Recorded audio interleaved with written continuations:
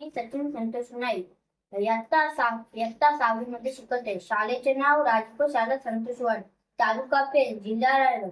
मी आज शाळेत नागरिक शास्त्रात लोकशाही व मतदान याविषयी थोडे शिकलो. त्यात सांगितले की प्रत्येक नागरिकाने मतदान केले पाहिजे. भारतीय लोकशाहीचा पाया पक्का करण्यासाठी मतदान करणे गरजेचे आहे असे आमच्या तर आम्हाला सांगत होते. माझे वय कमी असल्याने मला मतदान करता येत नाही असे त्यांनी सांगितले. काल रात्री आमच्या दादर गावात मतदानासाठी 2 गाड्या येऊन गेल्या. येत्या 20 तारखेला मतदान आहे असे मला कळले.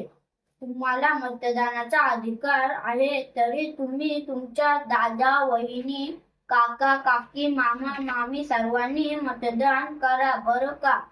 कारण एकेका मताला लाख मोलाची किंमत आहे. मतदान करा.